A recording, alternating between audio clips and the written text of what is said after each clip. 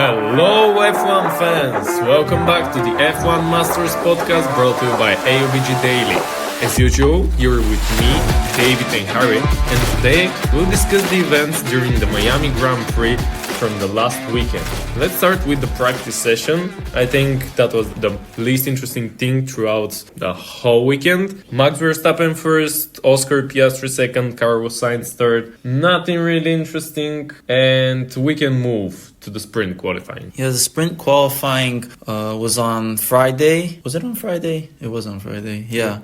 And we saw some surprises. For example, Daniel Ricciardo qualified P4, which was very unexpected. We had the two Mercedes out in SQ2. Max Verstappen got pole position for the sprint. I was actually expecting Lando Norris to get it, as in SQ2 he had a better time on the mediums, but SQ3 was really strange and no one really improved. And so, yeah, we got a pretty standard top three of Verstappen, Leclerc, Perez. But I think we can move on to the sprint race now. Only first I want to mention that Lance Stroll was in front of Fernando Alonso in the sprint qualifying session. So I can say that my prediction from the last week was partially correct. Thank you for your attention. Thank you, Vasco.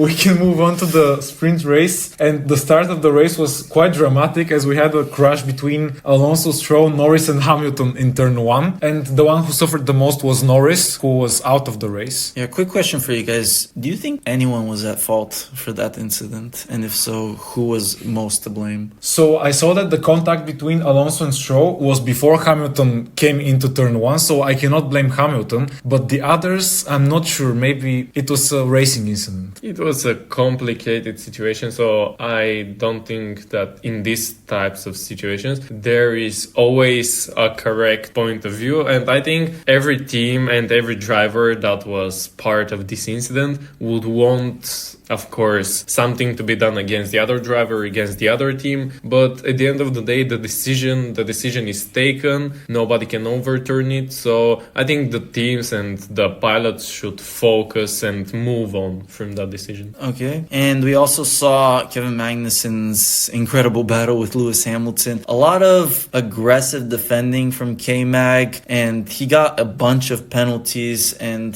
during the sprint, and I guess throughout the entire race weekend, and we'll get on to Kevin Magnussen, but he had a horrific weekend, and it begs the question, does he deserve a race ban? Because I personally believe that even afterwards, he admitted in the post-race interviews that he was doing it on purpose, and I don't think that someone should be allowed to be doing not proper defending and illegal moves on purpose just for the sake of helping your teammate get points. I think that's very unsportsmanlike and deserves a more serious penalty than just getting time penalties. Again, I'm not really sure what happened with K-Mac in this race, but a lot of incidents, a lot of troubles, and I'm not sure how the FIA and how even his team should approach this situation, because he shouldn't continue again doing stuff like that. I think there should be serious conversations in Haas which can really reflect the other seat that Haas for the next season. And I think they may be looking for two people at the beginning of the next season. I think we can all agree that one of them most certain is going to be Oli Behrman, as he has impressed. He has the Ferrari connections, so maybe one of the spots in Haas is guaranteed for him. But we'll see about the second one. We'll see till the end of the season. There is a lot of time, a lot of things can change, but right now it looks like Magnussen and Hülkenberg,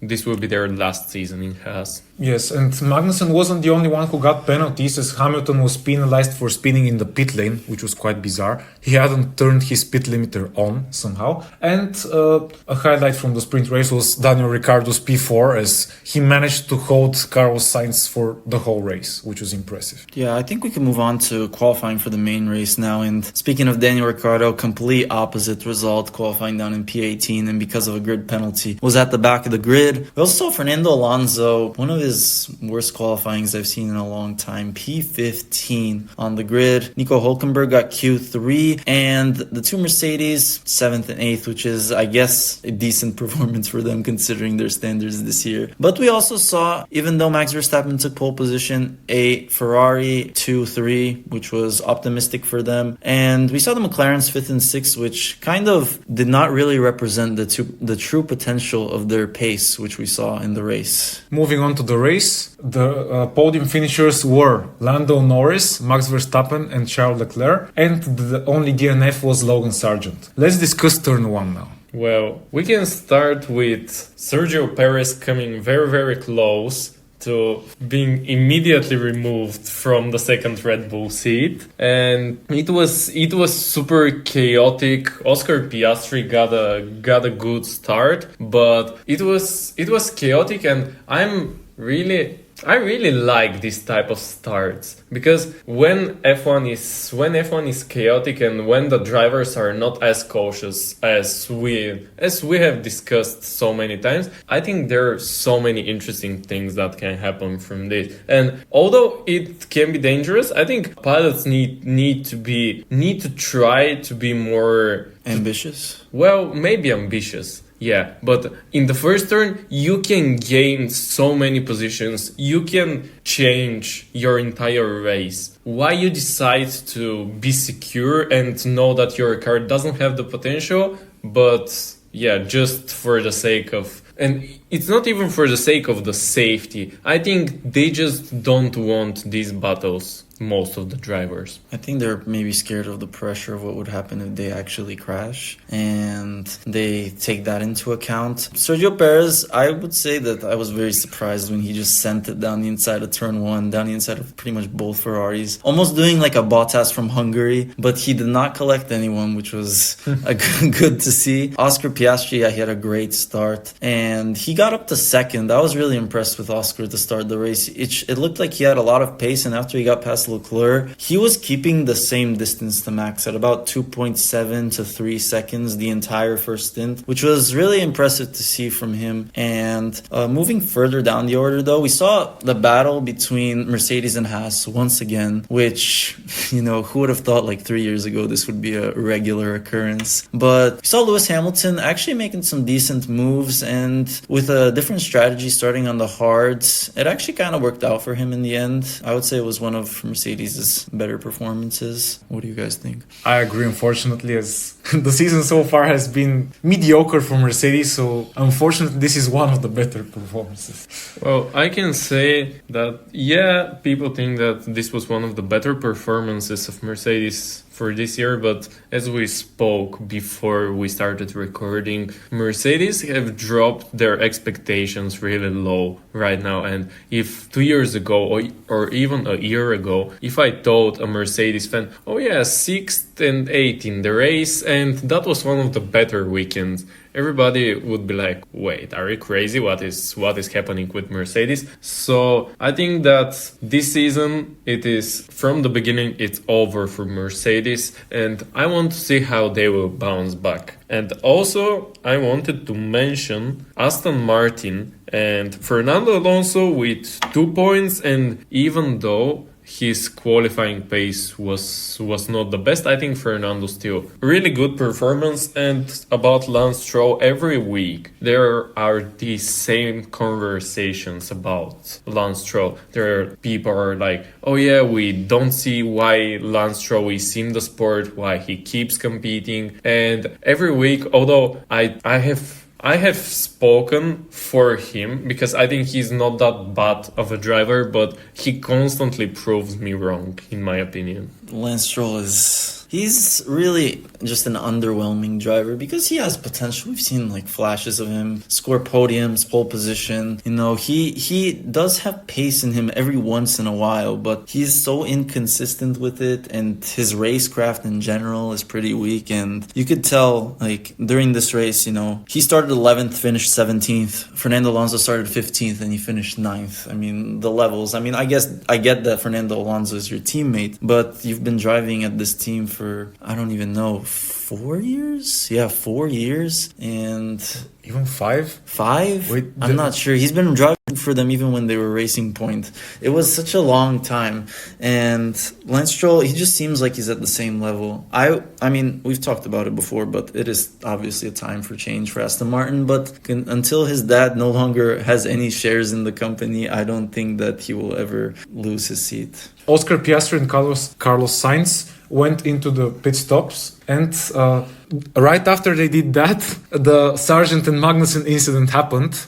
By the way, do you think that Magnussen should have been penalized for that incident? I mean, Sargent squeezed him, but Sargent was ahead. I don't know, I guess it's like a racing incident or something. It was a clumsy incident, but I mean, I'm not surprised that Magnussen got a penalty for it. I share David's opinion on this situation, and I think even with penalty or without penalty, I was going to be okay with that situation. Like, whether it is racing incident or it's somebody's fault. Yeah, I agree with you guys. And the safety car, as Vasco said, Lando Norris utilized it to the maximum, and there was a bizarre moment when the safety car thought that Max Verstappen was leading the race, and it actually went in front of him, and then Lando was like nowhere in the middle of the track, just leading the race. So then the safety car waited for Lando, and then the whole field bunched up again. And then moving on after the safety car. Yeah, the restart, I was actually kind of worried for Lando because he did a bad restart. Max was all over the back of him, and I thought for sure he's losing this place into turn one. But surprisingly, he kept it. And not only kept it, but he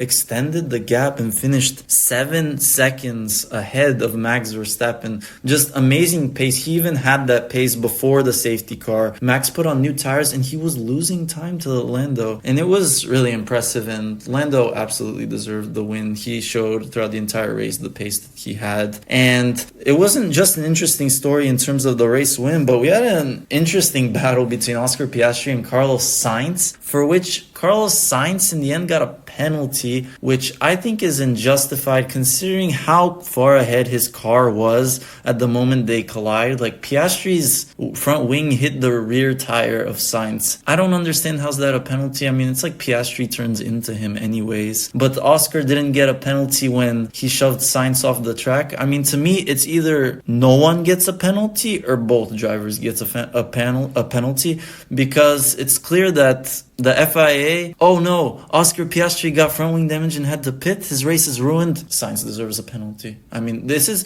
literally how they judge their decisions at this point. And first of all, congratulations to Lando Norris. Well-deserved win.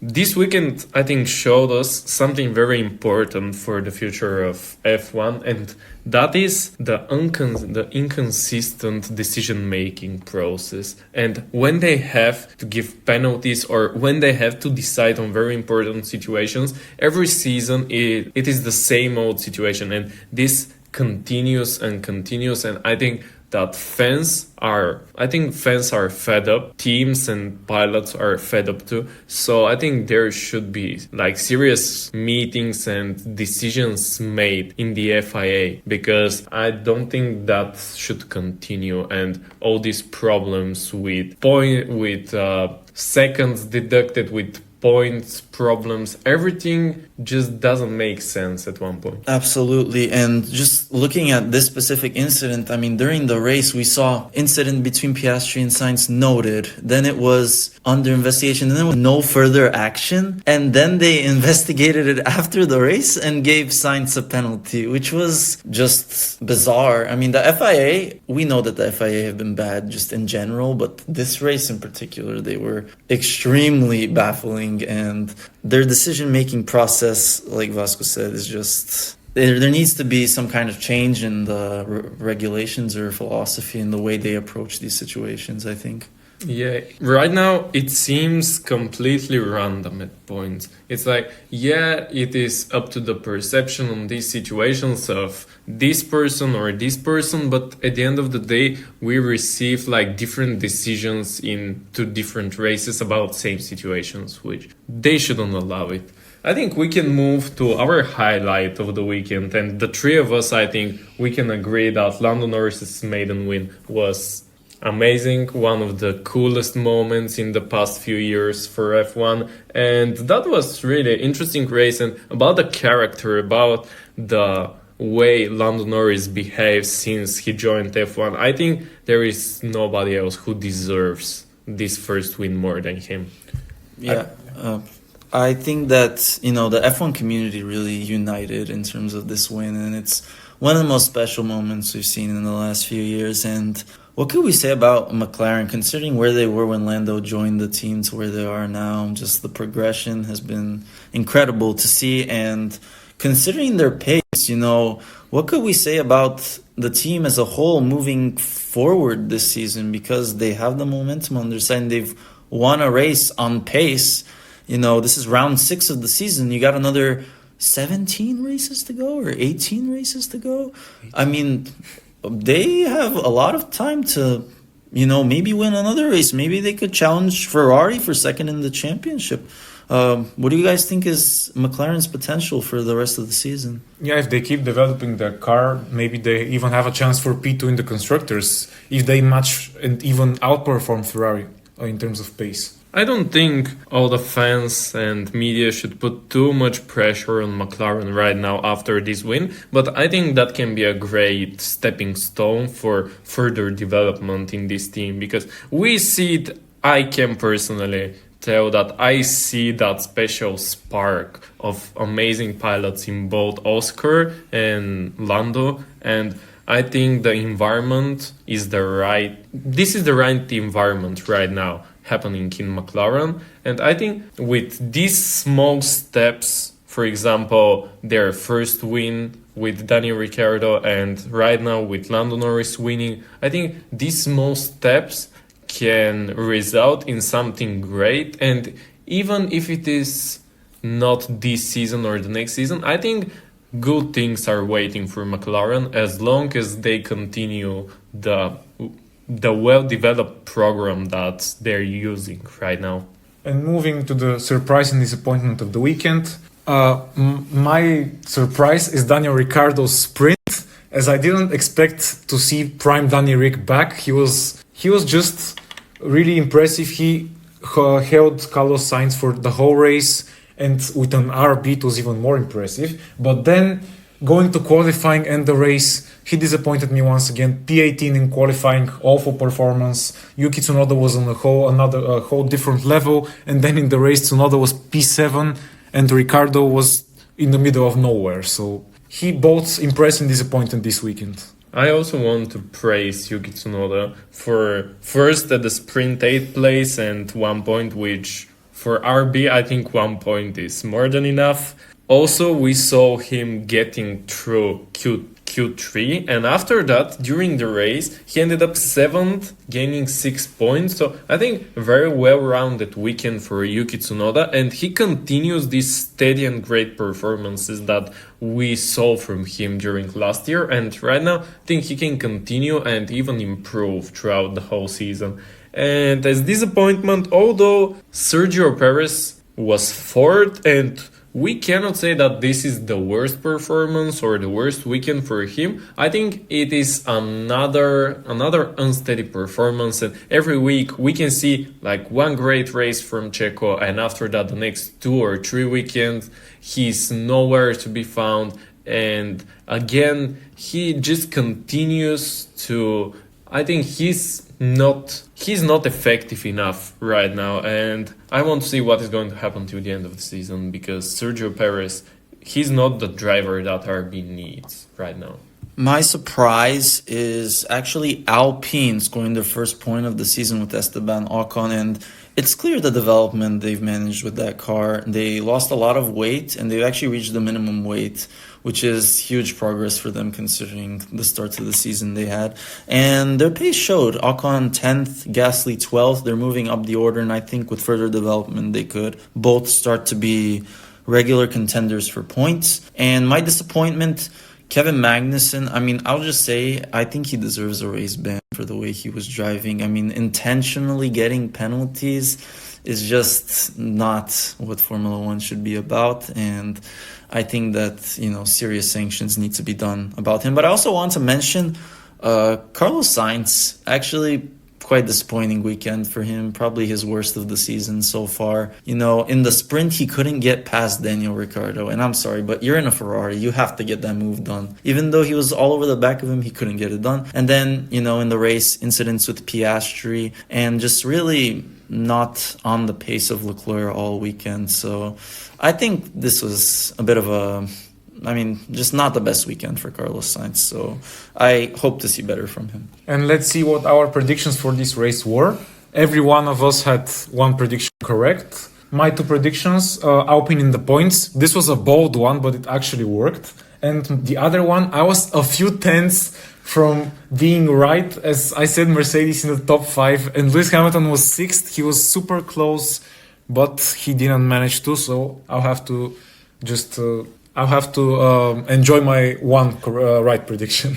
For my predictions, I guessed that at least one RB car will be in Q3 with Yuki Tsunoda, which is my correct prediction. And although I really had hope that Lance Stroll will be ahead of Fernando Alonso, and there were some things that made me think that my super bold prediction can be correct, but at the end of the day, this is Lance Stroll, so only 1 point for me. My predictions, for starters, I had a different sprint and race winner, which actually ended up being correct. I thought it would have been more likely to be the other way around with Max winning the main race, but a win is a win. I'll take the point. And my other prediction, Piastri ahead of Norris. This was actually potentially gonna happen before the safety car. But if the safety car didn't happen, then my other prediction wouldn't have been right. So it was still overall a decent predictions week for all of us. Yeah, this is, I think, the first time that the three of us guessed something correct during the same weekend, so applause to us. This was the last race review for this season, guys. After the summer break, we'll catch up with you and inform you about what is happening with F1.